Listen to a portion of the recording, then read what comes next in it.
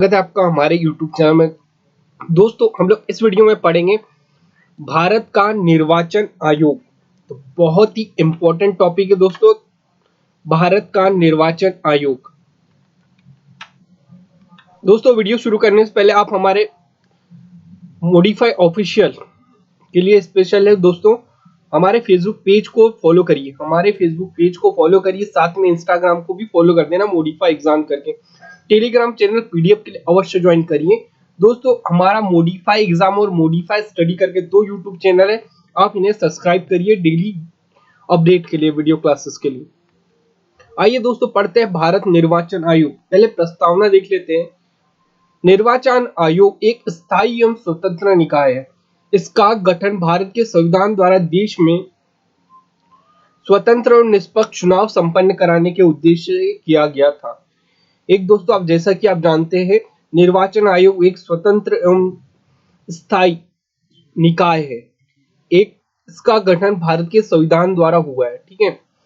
ये अपने मामलों में पूरी तरह स्वतंत्र है। चुनाव आयोग जैसे कहाँ चुनाव करवाना है, कब करवाना है, कैसे करवाना है, किसी का भी प्रेशर नहीं है, ये खुद ही डिसाइड करती है संस्था, इसलिए इसको स्वतंत्र निकाय बोला जाता है। संविधान के भाग 15, ठीक है, अनुच्छेद 324 के अनुसार संसद, राज्य, विधानमंडल, राष्ट्रपति, उपराष्ट्रपति के निर्वाचन के लिए संचालन, निर्देशन, नियंत्रण की जिम्मेदारी चुनाव आयोग की है। मतलब किस किस के करवा रहे हैं? संसद, राज्य, ठीक है, संसद चुनाव हो गया, राज्य विधानमंडल के चुनाव, विधान परिषद या विधानसभा दोनों के, राष्ट्रपति का चुनाव, उपराष्ट्रपति के चुनाव, ठीक है, राष्ट्रपति उपराष्ट्रपति के चुनाव का संचालन, निर्देशन और नियंत्रण किसके द्वारा किया जाता है? भारतीय निर्वाचन आयोग या चुनाव आयोग के द्वारा। एक नोट है दोस्तों, अब जैसे संसद के लोकसभा और राज्यसभा, और इसमें क्या नहीं, विधानमंडल में मतलब विधानसभा और विधान परिषद, और यह राष्ट्रपति और उपराष्ट्रपति। लेकिन भारत निर्वाचन आयोग पंचायत एवं नगर निगम के चुनाव की जिम्मेदारी निर्वाचन आयोग की नहीं है, यह राज्य निर्वाचन आयोग करवाता है पंचायत एवं नगर निगम चुनाव, ठीक है। अतः चुनाव आयोग एक अखिल भारतीय संस्था है, क्योंकि यह केंद्र व राज्य दोनों के लिए समान है।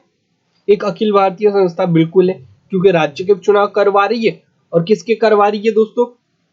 ये केंद्र के चुनाव करवा रही, इसलिए एक अखिल भारतीय संस्था है।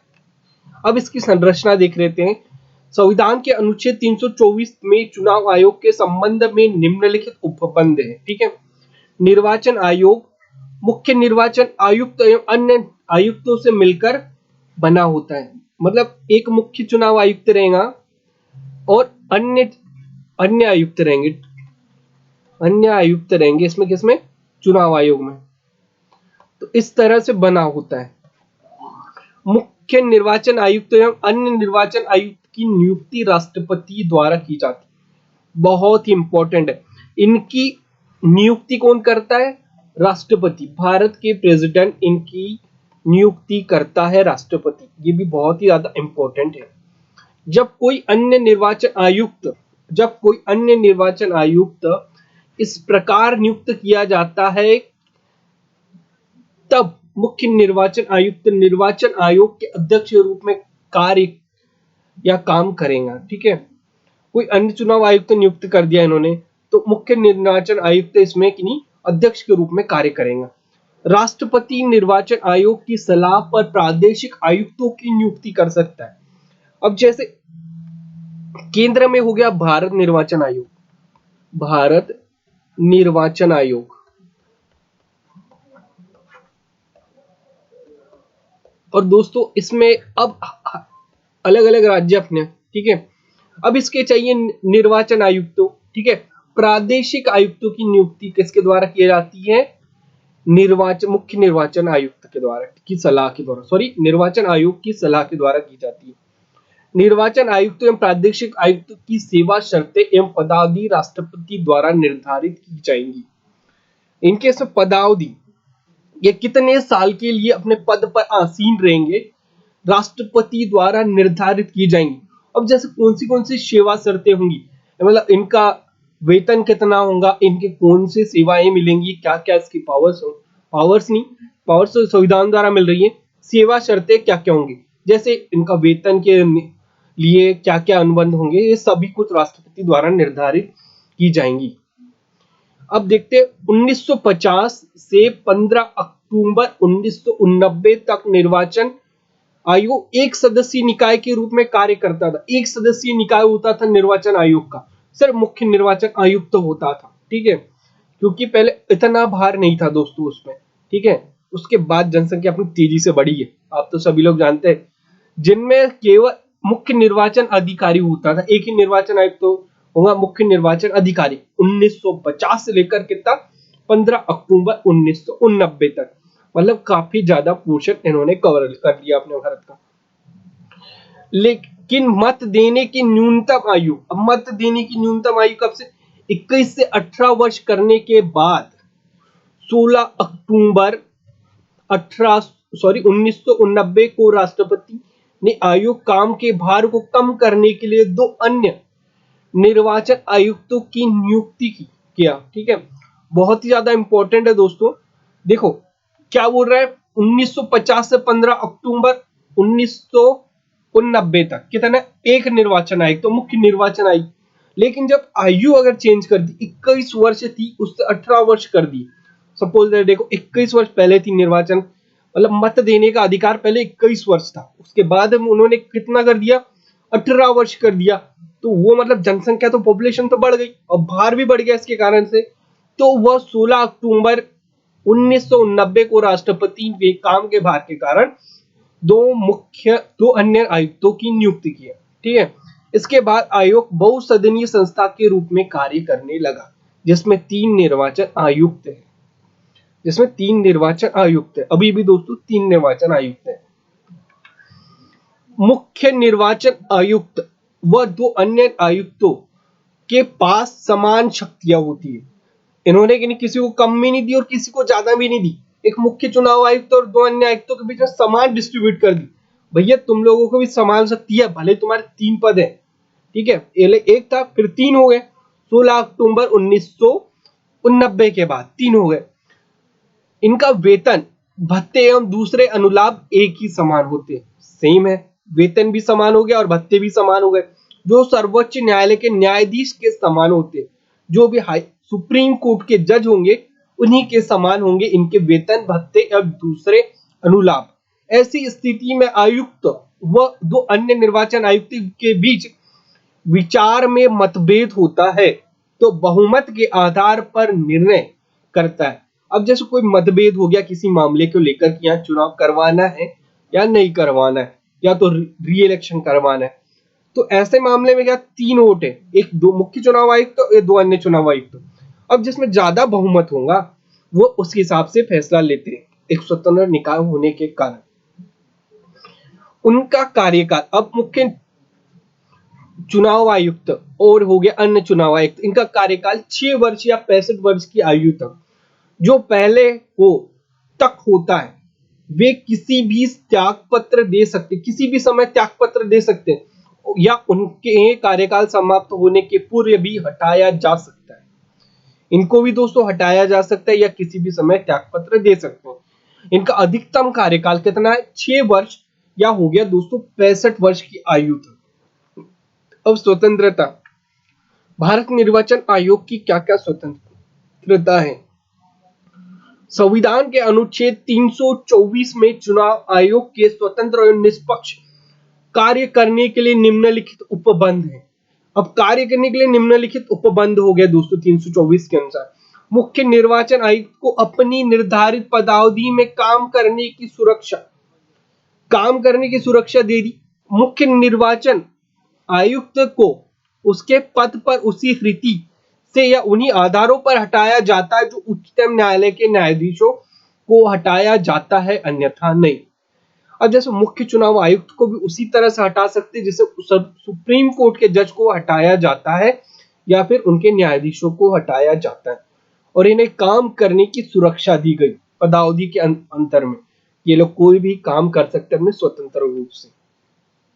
दूसरे शब्दों में उन्हें दुर्व्यवहार एवं अक्षमताओं के आधार पर संसद के दोनों सदनों द्वारा विशेष बहुमत संकल्प पारित करने के बाद द्वारा हटाया जा सकता है। अब संसद के दोनों सदनों में, लोकसभा या राज्यसभा, दोनों सदनों में विशेष बहुमत द्वारा इन्हें हटाया जा सकता है, अतः वह राष्ट्रपति के प्रसाद पर्यंत पद पर नहीं होता।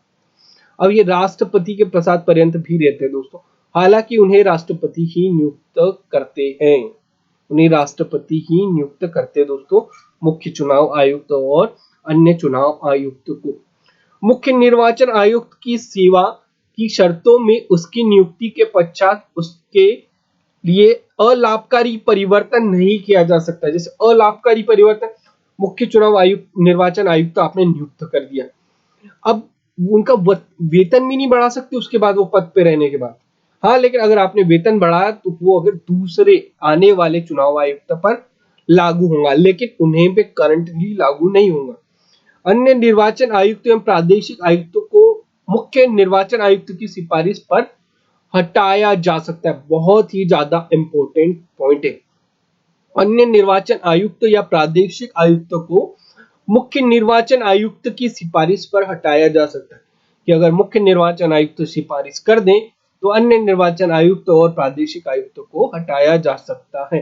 हालांकि निर्वाचन आयोग को स्वतंत्र और निष्पक्ष काम करने के लिए संविधान के तहत दिशा निर्देश दिए गए हैं, लेकिन इसमें कुछ दोष भी है, कुछ दोष भी है दोस्तों इनका, जैसे बहुत सारे दोष, वेतन भत्ते और इन्हें हटाया जाने की प्रक्रिया, ठीक है, बहुत सारे दोष हैं इनमें। संविधान में निर्वाचन आयोग के सदस्यों की अर्हताएं विधिक, शैक्षणिक, प्रशासनिक, न्यायिक संविधान में निर्धारित नहीं की गई है। देखो क्या दोष है, इन्होंने मतलब किस आधार पर नियुक्त करें मुख्य निर्वाचन आयुक्त को, तो ये दर्शाया नहीं गया, लिखा ही नहीं गया संविधान में कि भैया किसके आधार पर करें हम निर्वाचन आयुक्त को नियुक्त।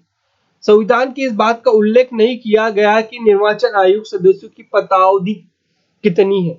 अब पदावधि भी नहीं लिखी गई, कितने समय तक के लिए वो लोग रहेंगे दोस्तों, मतलब कार्यकाल रहेगा उनका कितने समय तक।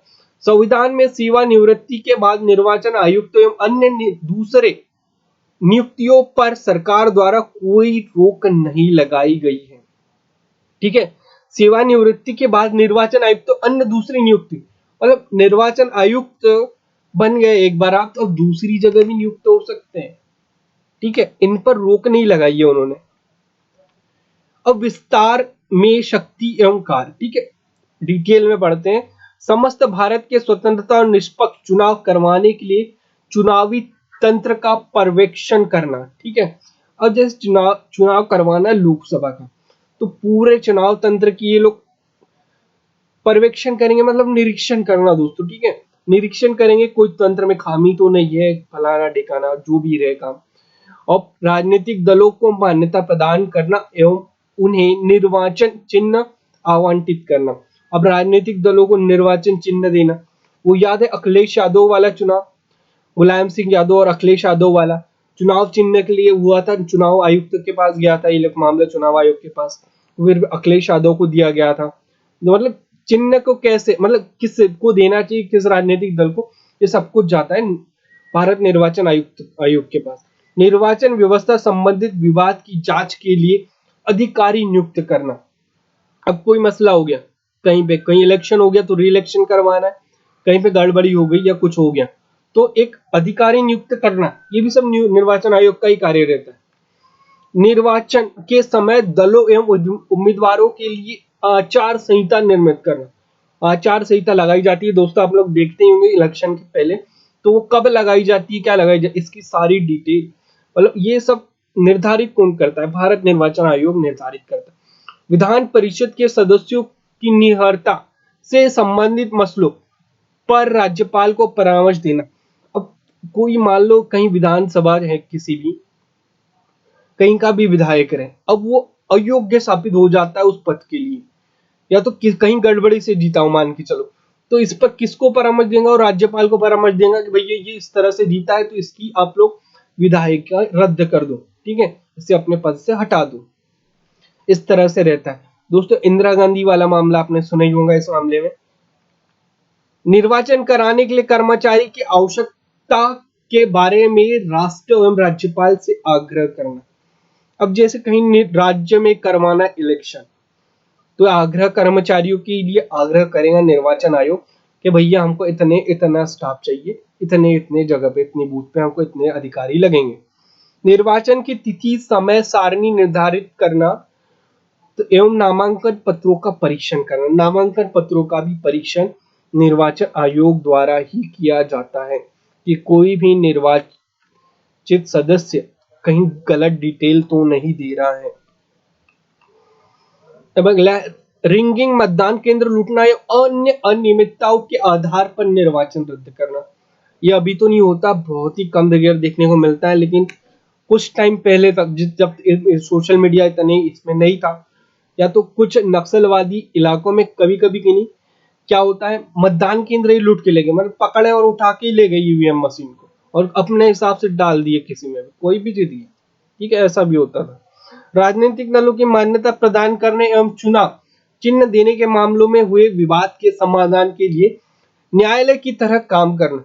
वो बताया ना अखिलेश यादव और मुलायम सिंह यादव के बीच में चुनाव हुआ था साइकिल केस पे कि किसके पास जाएगा। ये दोनों लोग की अपनी अलग अलग पार्टी दर्शा रहे थे, बहुजन समाजवादी पार्टी, कि भैया चुनाव चिन्ह हमको दे दो, चुनाव चिन्ह हमको दे दो। बाद में अखिलेश यादव के ऊपर दिया था, चुनाव आयोग ने फैसला किया, न्यायालय की तरह काम कर दिया भैया, सुप्रीम कोर्ट को भी बोल दिया भैया इस विवाद तो ये हमारा है, हम लोग सॉल्व करेंगे। जैसे निर्वाचन के समय दलों एवं उम्मीदवारों के लिए आचार संहिता निर्मित करना। आचार संहिता लगाई जाती है दोस्तों, कब लगाई जाएंगी, क्या क्या रूल्स होंगे, रेगुलेशन होंगे, यह आचार संहिता में डिसाइड किए जाते। आचार संहिता लगने से पहले जिसकी भी गवर्नमेंट है, पूरे पोस्टर तो हटा दिए जाते हैं कि भैया तो लीगली पोस्टर नहीं लगा सकते हो कि भैया हमने ये किया फलान, नहीं तो फोटो खींच के दिए जाते फिर निर्वाचन आयोग में। संसद सदस्यों की निर्भरता से संबंधित मामलों पर राष्ट्रपति को सलाह देना। अब सदस्यों की निर्भरता कि भैया सदस्य योग्य है या अयोग्य, चीटिंग करके तो नहीं आया है, तो ये सब निहरता राष्ट्रपति को मतलब सलाह देते हैं। संसद के परिसीमन आयोग अधिनियम के आधार पर समस्त भारत के निर्वाचन क्षेत्रों में भूभाग का निर्धारण करना। अब इतना बड़ा भारत है, अब इसमें किस पर्टिकुलर मतलब कितनी सीटें होंगी, क्या होगा, इस भूभाग का निर्धारण भी भारत निर्वाचन आयोग द्वारा किया जाता है। समय समय पर निर्वाचन नामावली तैयार करना और सभी योग्य मतदाता पंजीकृत करना। अब सभी योग्य मतदाता जो 18 प्लस हो गए हैं उन्हें पंजीकृत करना, यह भी निर्वाचन आयोग का ही काम होता है। राष्ट्रपति को सलाह देना कि राष्ट्रपति शासन वाले राज्य में 1 वर्ष समाप्त होने के पश्चात निर्वाचन कार्य कराया जाए या नहीं कराया जाए। जैसे जम्मू कश्मीर का मामला ले ले तो बहुत ही ज्यादा इफेक्टिव है राष्ट्रपति शासन। अब बहुत बार लगा जम्मू कश्मीर आए टाइम कोई भी ठोक देता है, लगा दिया राष्ट्रपति शासन। ठीक है, अब चुनाव करवाना या नहीं करवाना ये डिसाइड कौन करेगा, भारत निर्वाचन आयोग। 1 साल के अंदर में चुनाव करवाना है या नहीं करवाना, या तो राष्ट्रपति शासन को एक्सटेंड किया जाता है। राष्ट्रपति शासन मिनिमम दोस्तों 3 वर्ष तक लगाया जा सकता है, बड़ा कर, नहीं तो ऐसे नहीं कंटिन्यूसली 3 वर्ष, ऐसा नहीं है। निर्वाचन के मद्देनजर राजनीतिक दलों को पंजीकृत करना तथा निर्वाचन के प्रदर्शनों के आधार पर उसे राष्ट्रीय या राज्य स्तरीय दल का दर्जा देना। अब राष्ट्रीय या राज्य स्तरीय दल का होना ये भी बहुत ही ज्यादा इंपॉर्टेंट है। अब बहुत सारे दल हैं, अब जब आप लोगों ने पंजीकृत किया आप भी एक दल बना सकते हो, लेकिन राष्ट्रीय या राज्य स्तरीय और राष्ट्रीय होने के अलग अलग उपबंध किए गए हैं भारत निर्वाचन आयोग द्वारा। राज्य अपन लोग डिटेल से देखेंगे, राष्ट्रीय राज्य स्तरीय बहुत ही ज्यादा डिटेल से पढ़ा है मैंने, आगे देखते हैं इसको। राज्य स्तर पर राज्य निर्वाचन आयोग की सहायता मुख्य निर्वाचन अधिकारी करते हैं। अब किसी भी स्टेट में इलेक्शन है तो उसकी सहायता मुख्य निर्वाचन आयोग अधिकारी भी कहते हैं, जिसकी नियुक्ति मुख्य निर्वाचन आयुक्त एवं राज्य सरकार की सलाह पर की जाती है।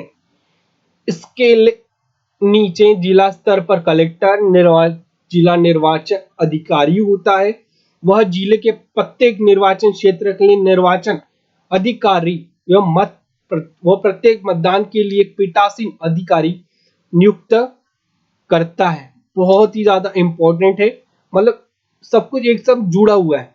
अब जिला स्तर पर कलेक्टर हो गया, अब बूथ केंद्र पर पीठासीन अधिकारी हो गया, अब जैसे राज्य में राज्य निर्वाचन आयुक्त हो गया, राज्य निर्वाचन आयुक्त हो गया, और उधर मुख्य निर्वाचन एक दूसरे से कनेक्टेड रहते हैं कि मतलब किसी स्टेट में अगर इलेक्शन हो रहा हो तो इन लोगों की ड्यूटी लगती है सारे लोग। अब आते हैं चुनाव आयोग की चुनाव सुधार के लिए गठित समितियां।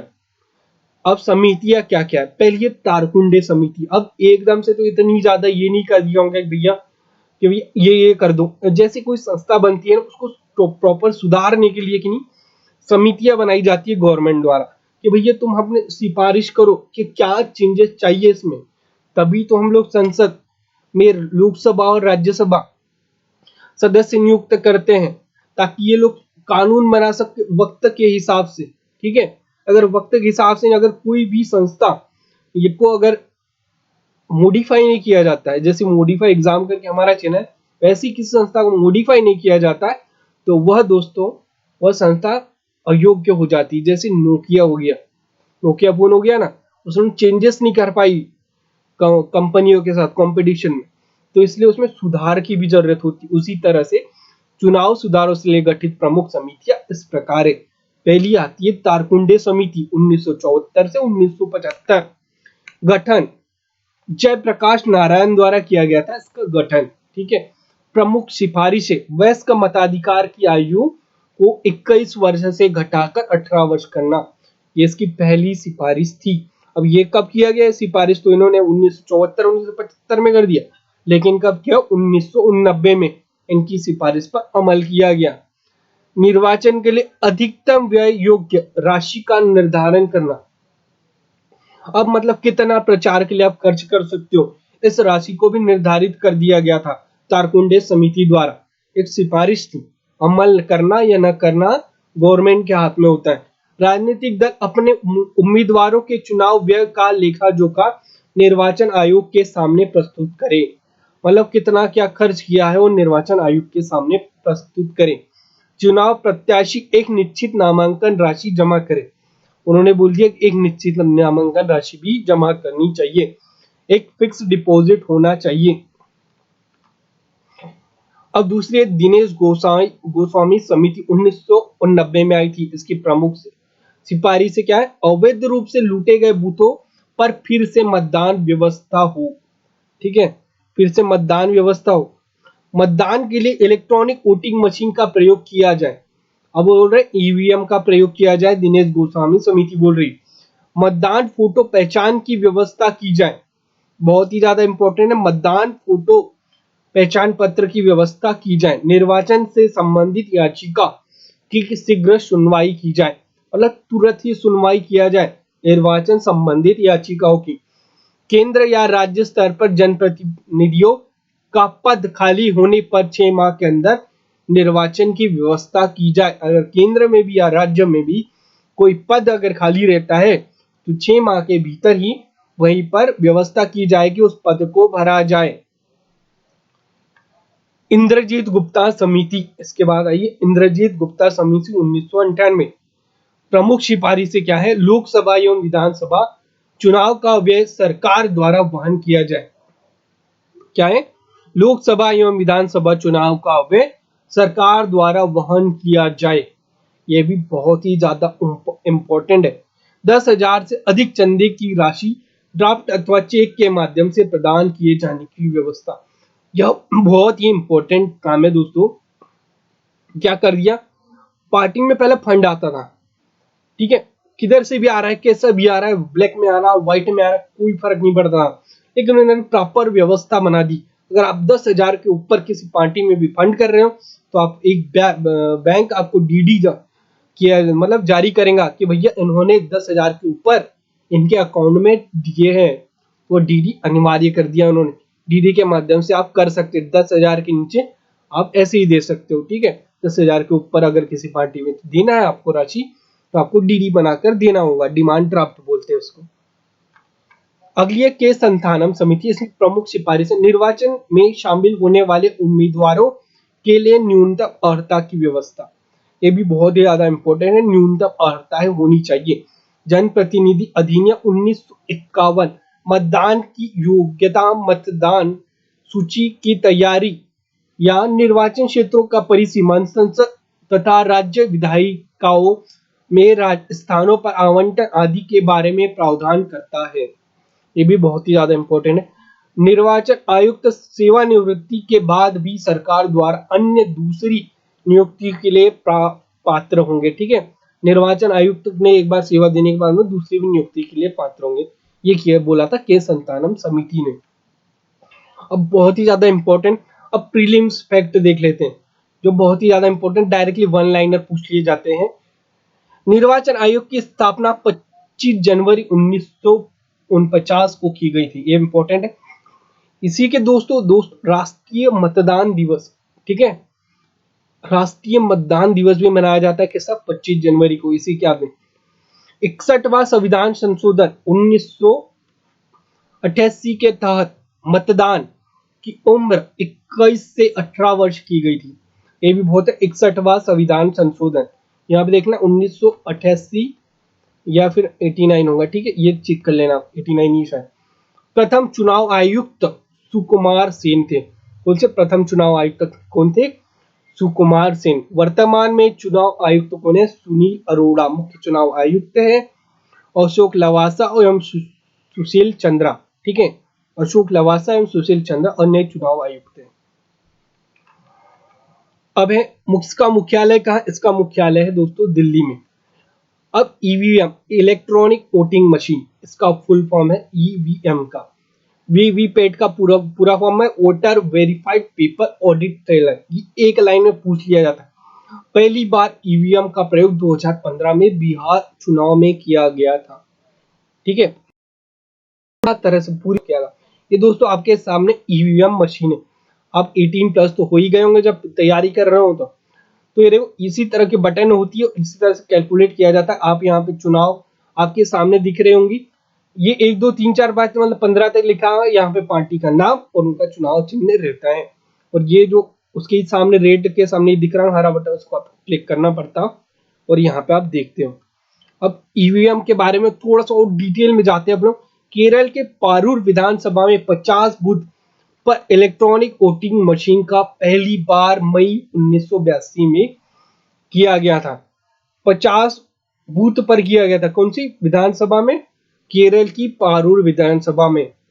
नवंबर 1998 में मध्य प्रदेश के 5, राजस्थान के 5, ठीक है, दिल्ली के 6 और विधानसभा में चुनाव में बड़े पैमाने पर ईवीएम का प्रयोग किया गया था। कितना? मध्य प्रदेश के 5 और कितने? राजस्थान के 5 और दिल्ली के 6 विधानसभा में के चुनाव में बड़े पैमाने पर ईवीएम का प्रयोग किया गया था। ईवीएम का प्रयोग करके 1999 में पूरा करके पहली बार 2004 में संपूर्ण आम चुनाव कराया गया।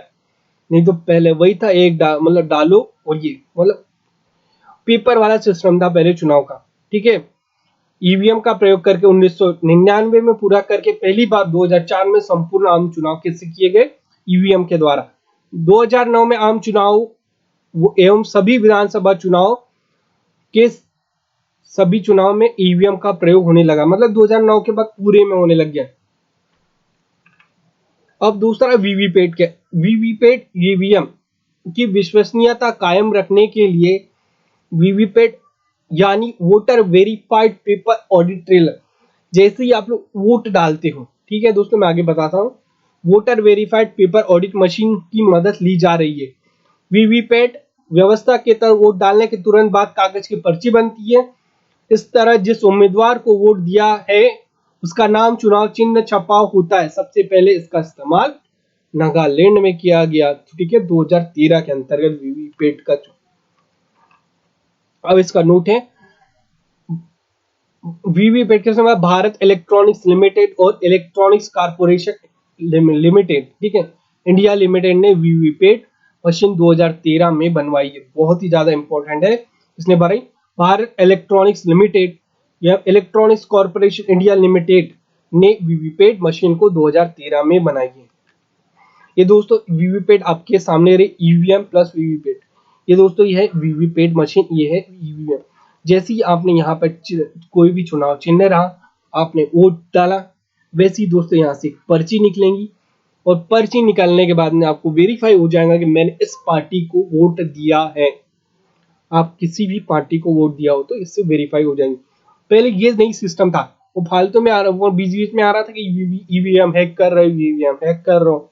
इसलिए वीवीपैट के किया गया था विश्वसनीयता कायम करने के लिए। भैया तुमने ईवीएम हैक किया है या नहीं किया है, ये दोस्तों पता चल जाएगा कि इसके द्वारा, वीवीपैट के द्वारा।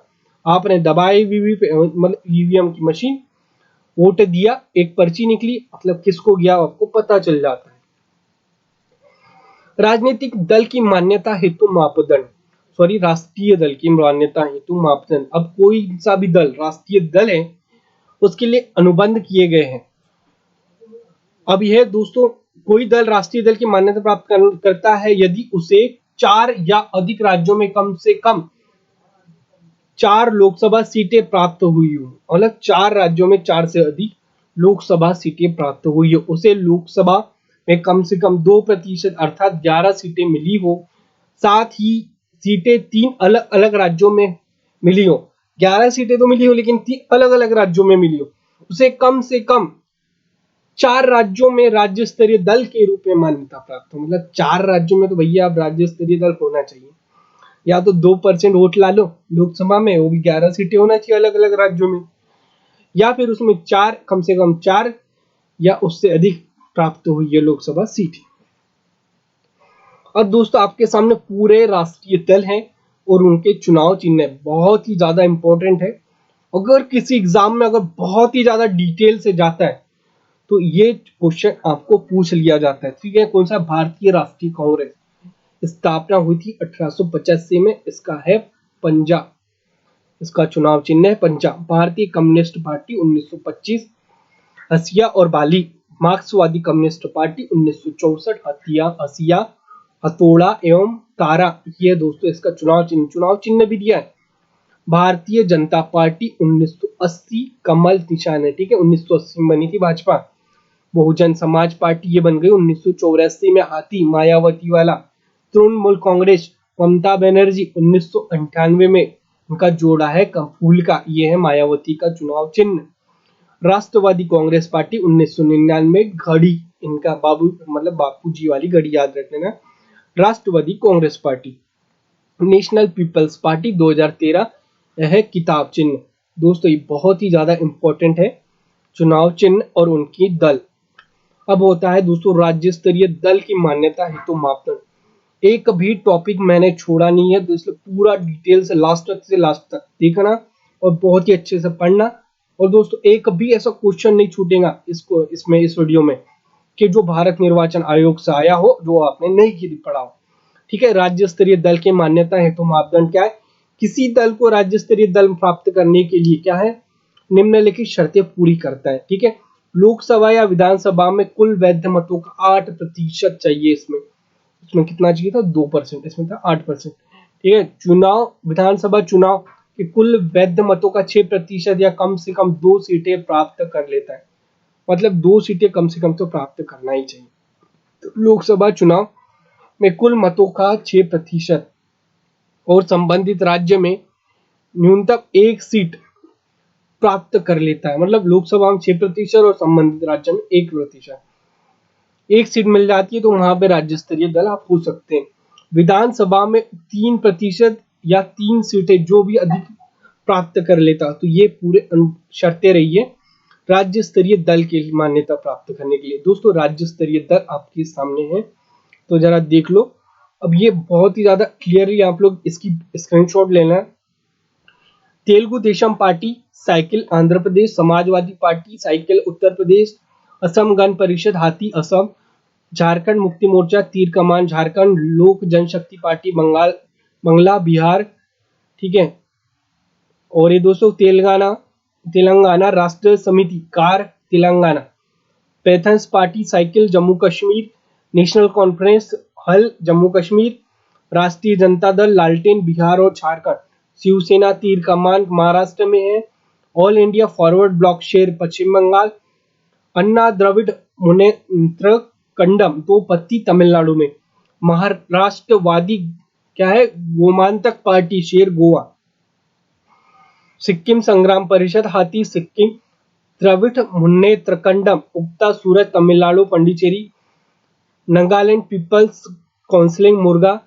नागालैंड में अकाली दल बादल तराजू पंजाब में है। जनता दल यू तीर बिहार झारखंड। मुस्लिम लीग ये कहाँ पे, सीडी केरल में। तो ये है दोस्तों प्रमुख क्षेत्रीय दल, मतलब राज्य स्तरीय दल है दोस्तों। अब आते हैं निर्वाचन आयोग। निर्वाचन आयोग इसके चुनाव आयोग के नाम से भी जाना जाता है। चुनाव आयोग के भी नाम से जाना, एक स्वायत्त संवैधानिक निकाय है। ये भी मैंने बता चुका है, स्वायत्त है, अपने मामले स्वतंत्र है, जो भारत एवं संघ एवं राज्य चुनाव प्रक्रियाओं का संचालन करता है। अब संघ और राज्य चुनाव प्रक्रियाओं का संचालन करता है। यह देश में लोकसभा, राज्यसभा, विधानमंडल, विधानसभा और राष्ट्रपति उपराष्ट्रपति के चुनाव का संचालन करता है यह निर्वाचन आयोग। दोस्तों किसका नहीं कर रहा है, पंचायत चुनाव और नगर निगम का, बाकी चुनाव ये करवा रहे हैं। इसकी पृष्ठभूमि, ठीक है, पृष्ठभूमि क्या है। चुनाव आयोग की स्थापना की गई थी दोस्तों 25 जनवरी 1950 को की गई थी।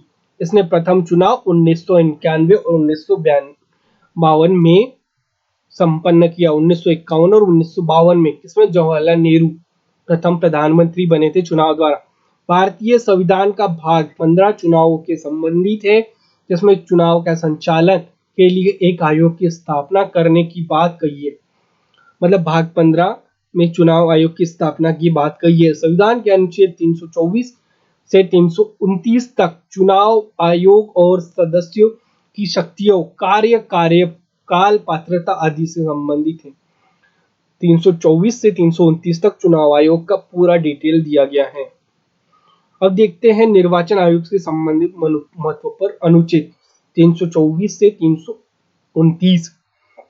अब 324 में क्या है, निर्वाचन के अधीक्षण, निर्देशन, नियंत्रण का निर्वाचन आयोग के निहित होना। अब अधीक्षक भी करता है, निर्देशन और नियंत्रण भी करेगा कौन सा, चुनाव आयोग करेगा।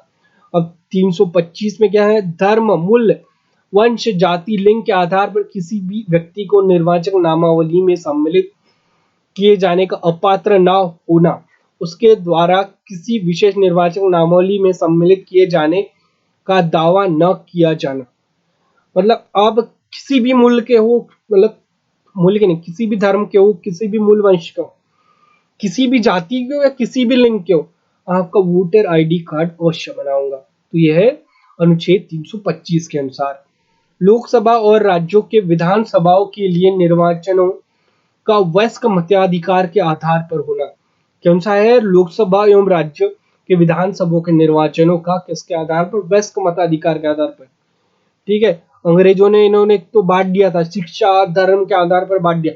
सिख को अलग दे रहे थे, मुस्लिम को अलग, और हिंदू में भी दो बांट दिए थे, दलित अलग और इधर बाकी हिंदू अलग कर दिए थे। लेकिन ऐसा नहीं है अपने हिंदुस्तान में, स्वतंत्र भारत में इसमें क्या किया है, सभी को वयस्क मताधिकार के बिना, लिंग जाति क्या कहे बिना, मतलब कोई भी भेदभाव किए बिना मताधिकार का अधिकार दिया। वयस्क इसलिए बोला जाता है 18+ होने के कारण इन्हें वयस्क मताधिकार का बोला जाता है। ठीक है, अब है 327 में विधानमंडलों के निर्वाचनों के संबंध में उपबंध करने की संसद की शक्ति। विधानमंडलों के बारे में मतलब कुछ भी उपबंध करना हो तो ये संसद को शक्ति दी गई। किसी राज्य के विधानमंडल के लिए निर्वाचनों के संबंध में उपबंध करने की विधानमंडल की शक्ति, मतलब विधानमंडल को भी शक्ति दी गई है। निर्वाचन संबंधी मामलों में न्यायालयों के हस्तक्षेप का वर्जन। अब भैया ये अपने में ही न्यायालय पूरी तरह से, ये भी एक स्वतंत्र निकाय की तरह कार्य कर रहा है। अब एक एक पॉइंट को बहुत ही ज्यादा शॉर्ट में पहले बोल दिया। 324 में बोल रहा है अधीक्षण, निर्देशन और नियंत्रण। कौन सा, अधीक्षण, निर्देशन और नियंत्रण। 324 और 325 मूल धर्म, मूल वंश, जाति, लिंग के आधार पर मत, ये नहीं। 326 वयस्क मताधिकार, और वो किसका, विधानमंडलों को मतलब संसद को शक्ति दी गई है। 327 में, 328 में क्या बोल दिया, विधानमंडलों के निर्वाचन के संबंध में विधानमंडल की शक्तियां, उपबंध करने को विधानमंडल में शक्तियां दे दी। और 329 क्या बोल दिया है दोस्तों, न्यायालय के हस्तक्षेप का वर्जन बोल दिया इन्होंने। ये है पूरे भारत निर्वाचन आयोग के अनुच्छेद, इनमें इनको शक्ति दी गई, किससे 324 से लेकर दी गई ये शक्ति कितने 329 तक ये पूरी शक्तियां है। अब निर्वाचन आयोग की संरचना। निर्वाचन आयुक्त मूलतः एक चुनाव आयुक्त का प्रावधान था, लेकिन राष्ट्रपति की अधिसूचना 16 अक्टूबर 1989 को से 3 सदस्यीय बना दिया गया। कितना बोला 3 सदस्यीय बना दिया गया। पहले कब तक चला था 1950 से 16 अक्टूबर 1989 तक। कितना एक सदस्यीय, फिर 89 से लेकर कितना उसके बाद में 3 सदस्यीय हो गया। इसके बाद कुछ समय के लिए से एक सदस्यीय आयोग और 1 अक्टूबर 1993 को इसे 3 सदस्यीय आयोग वाला स्वरूप फिर से में बहाल कर दिया गया। तब से निर्वाचन आयोग में एक मुख्य चुनाव आयुक्त एवं 2 चुनाव आयुक्त होते। मतलब कि 1950 से लेकर ये हो गया 1989 तक, ये बन गया एक सदस्यीय 1989 से लेकर, ठीक है 1900, ये फिर बन गया 3 सदस्यीय, फिर 1993 से लेकर क्या हो गया, फिर वापस कर दिया 3 सदस्यीय, यहाँ बीच में एक सदस्यीय बना दिया। निर्वाचन आयोग का सचिवालय नई दिल्ली में स्थित है। निर्वाचन आयोग का सचिवालय कहाँ है, नई दिल्ली में। इनका कार्यकाल 6 वर्ष या 65 वर्ष की आयु दोनों में से जो पहले हो जाए। मुख्य निर्वाचन अधिकारी एक IAS रैंक का अधिकारी होता है, जिसकी नियुक्ति राष्ट्रपति द्वारा की जाती तथा चुनाव आयुक्तों की भी नियुक्ति राष्ट्रपति द्वारा की जाती है। अब मुख्य निर्वाचन आयुक्त एक IAS रैंक का अधिकारी बनाया जाता है और चुनाव आयुक्त की मतलब राष्ट्रपति द्वारा नियुक्ति की जाती है। इन्हें भारत के सर्वोच्च न्यायालय के न्यायाधीशों के समक्ष दर्जा प्राप्त है। मतलब न्यायालय सर्वोच्च न्यायालय के न्यायाधीशों के समान दर्जा प्राप्त है, समान वेतन और समान भत्ते मिलते हैं। मुख्य चुनाव आयुक्त को संसद द्वारा सर्वोच्च न्यायालय के न्यायाधीश को हटाने की प्रक्रिया के समान ही पद से हटाया जा सकता है और अन्य 2 आयुक्तों को मुख्य चुनाव आयुक्त की सलाह पर राष्ट्रपति द्वारा हटाया जा सकता है। मतलब जो मुख्य चुनाव आयुक्त होगा उसे दोस्तों किससे, मतलब सर्वोच्च न्यायालय के न्यायाधीश को जैसे हटाया जाता है वैसे ही हटाया जाता है। और अन्य चुनाव आयुक्त और राज्य में जो आयुक्त होते हैं उन्हें किसके सलाह पर, मुख्य चुनाव आयुक्त की सलाह पर हटाया जाता है।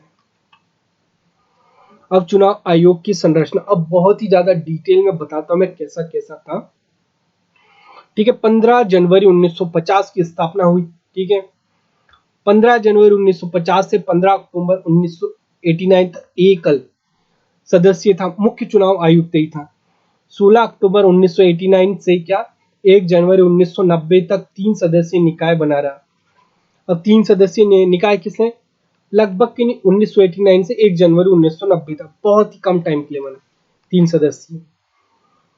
ठीक है, अब है 2 जनवरी 1990 से 30 सितंबर तक पुनः एक सदस्य बना रहा। कितना, फिर 30 सितंबर तक पुनः एक सदस्य, पहले कुछ टाइम के लिए कर दिया, फिर 3 सदस्य और हो गया, 3 से फिर 1 कर दिया। ठीक है, 1 3 फिर 1 बनाया, फिर 1 अक्टूबर 1993 से फिर इन्हें 3 सदस्यीय निकाय बनाया गया। तब से लेकर वर्तमान तक यह 3 सदस्यीय निकाय के रूप में कार्यरत है। कैसा, पहले 1 सदस्य था, फिर 3 हुआ, फिर 1 हुआ, फिर 3 हुआ, इस तरह से है पूरा ढांचा। और अभी कैसे 3 सदस्य है। इसकी हटाने की प्रक्रिया उच्चतम न्यायालय और उच्च न्यायालय के न्यायाधीशों के मुख्य चुनाव आयुक्त नियंत्रण एवं महालेखा पर्यवेक्षक को दुर्व्यवहार या पद का दुरुपयोग का आरोप सिद्ध होने पर संसद द्वारा अपनाए गए प्रस्ताव के माध्यम से ही पद से हटाया जाता है। ठीक है, ये यही प्रक्रिया है चुनाव आयुक्त कैग को हटाने की, पूरी तरह से स्पष्टीकरण है जो उच्चतम न्यायालय का न्यायाधीश या उच्च न्यायालय का न्यायाधीश होगा, वही प्रक्रिया पूरी तरह मुख्य चुनाव आयुक्त को फॉलो की जाएगी। निष्कासन के लिए, अब जैसे निष्कासन के लिए 2/3 सदस्यों के लिए के विशेष बहुमत की आवश्यकता होती है और इसके लिए संसद के कुल सदस्यों का 50% से अधिक मतदान होना चाहिए। ठीक है, अब संसद में किसी भी मुख्य चुनाव आयुक्त को निकालने की, हटाए जाने की प्रक्रिया चालू हुई तो उसके लिए उपबंध है 2/3 वोट होना चाहिए और 50% से अधिक प्रेजेंट होना चाहिए। उपरोक्त पदों से किसी को भी हटाने के लिए संविधान में महाभियोग शब्द का उपयोग नहीं किया गया है। मतलब महाभियोग शब्द का उपयोग नहीं किया गया है। यह सिर्फ किसके लिए किया है? राष्ट्रपति के लिए किया गया है महाभियोग शब्द का प्रयोग। हटाने की प्रक्रिया पूरी तरह सेम है, लेकिन इसमें महाभियोग शब्द का प्रयोग नहीं किया गया। कितने चाहिए? 2/3 सदस्य चाहिए और 50% से अधिक मतदान चाहिए। महाभियोग शब्द का प्रयोग केवल राष्ट्रपति को हटाने के लिए किया जाता है। ठीक है, राष्ट्रपति को हटाने के लिए किया जाता है। इसके लिए संसद को दोनों सदनों में उपस्थित सदस्यों की कुल संख्या का 2/3 सदस्यों के विशेष बहुमत की आवश्यकता होती है। यह प्रक्रिया किसी अन्य मामलों में नहीं अपनाई गई है। मतलब महाभियोग का प्रयोग नहीं किया गया है मुख्य चुनाव आयुक्त को हटाने के लिए। मतलब थोड़ी सी प्रक्रिया पूरी तरह सेम है। निर्वाचन आयोग के कार्य, यह सभी राजनीतिक दलों के प्रति उम्मीदवार चुनाव या अभियान खर्च की सीमा निर्धारित कर दिया। भैया मतलब तुम इतना ही खर्च कर दो, निर्वाचन आयोग को बोला गया है। यह राजनीतिक दलों एवं उम्मीदवारों के लिए चुनाव में आदर्श आचार संहिता जारी करता है। आदर्श आचार संहिता जारी करता है ताकि कोई भी अनुचित कार्य न करे एवं सत्ता में मौजूद लोगों द्वारा शक्तियों का दुरुपयोग न किया जाए। आदर्श आचार संहिता का मतलब उपबंध करता है। आप जब भी मतलब किसी भी स्टेट में रहते हो जहां चुनाव हुआ है, उससे पहले आचार संहिता लगती है। ठीक है, वह कौन निर्धारित करता है? भारत निर्वाचन आयोग। निर्वाचन के बाद अयोग्य ठहराए जाने वाले मामलों में आयोग के पास संसद और राज्य विधानसभाओं के सदस्यों की बैठक हेतु सलाहकार विशेषाधिकार भी है। ठीक है, विशेषाधिकार है कि ठीक है कि वह राज्य विधानसभाओं के सदस्यों और संसद के सदस्यों को ठहराए जाने के मामले में, ठीक है, अयोग्य ठहरा सकता है किसी भी मामले में। मतलब कोई अगर आप निर्वाचन आयोग के नियम के खिलाफ जाते हो तो अयोग्य ठहरा देंगे आपको। अब दोस्तों बहुत ही ज्यादा इंपॉर्टेंट है मुख्य चुनाव निर्वाचन आयुक्त। ठीक है, मुख्य निर्वाचन आयुक्त कौन कौन थे अभी तक? तो ठीक है, पहले मुख्य निर्वाचन आयुक्त थे दोस्तों सुकुमार सेन थे। प्रथम मुख्य निर्वाचन आयुक्त थे अपने कौन से? सुकुमार सेन थे। बहुत ही ज्यादा इंपॉर्टेंट है। प्रथम कौन थे? सुकुमार सेन थे। और दूसरे थे केवी सुंदरम। तीसरे थे एसपीवी सेन।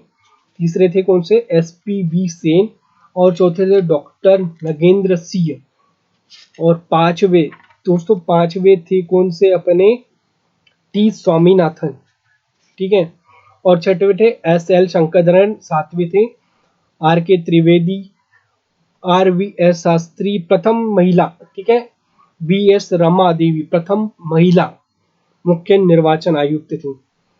टीएन शेषन उसके बाद में, और एमएस गिल उसके बाद में, जेएम लिंगदो उसके बाद में, TS Krishnamurthy, PV Tandon, N Gopalaswami, Navin Chawla, Shahabuddin Yakub Qureshi. प्रथम मुस्लिम कौन से थे? प्रथम मुस्लिम शहाबुद्दीन याकूब कुरैशी।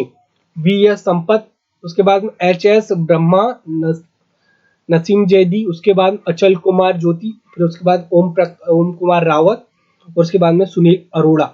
2 दिसंबर 2018 से दोस्तों अभी तक है सुनील अरोड़ा। और अन्य चुनाव आयुक्त कौन है? सुशील चंद्रा एवं कौन है?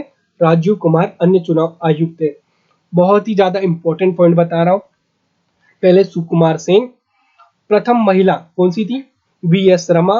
प्रथम मुस्लिम कौन से? शहाबुद्दीन याकूब कुरैशी। और अभी कौन से? सुनील अरोड़ा। और 2 अन्य चुनाव आयुक्त सुशील एवं राजीव कुमार अभी है 2 दिसंबर 2018 से। दोस्तों और भी ज्यादा एक इम्पोर्टेंट फैक्ट मैं आपको सामने बता रहा हूं। तो ये सुशील अरोड़ा कौन से है? सुनील अरोड़ा है कौन से? 23वें। ठीक है, ये कौन से हैं? 23वें सुनील अरोड़ा है दोस्तों 23वें मुख्य चुनाव आयुक्त। कौन से 23वें। तो दोस्तों बने रहिए हमारे YouTube चैनल के साथ में दोस्तों, सब्सक्राइब करना मत भूलिए और साथ ही में बेल आइकॉन भी दबाइए दोस्तों। अगर आप देख रहे हो तो बेल आइकॉन भी दबाइए। अगर आप हमें दोस्तों फेसबुक पर भी फॉलो कर सकते हैं, ठीक है, आप हमें फेसबुक पर भी फॉलो कर सकते हैं दोस्तों। मोडिफाई एग्जाम करके हमारा फेसबुक पेज है। साथ ही में हमें फॉलो करिए इंस्टाग्राम पर और टेलीग्राम चैनल अवश्य ज्वाइन करिए। हमारे दो यूट्यूब चैनल है, मोडिफाई एग्जाम और मोडिफाई स्टडी।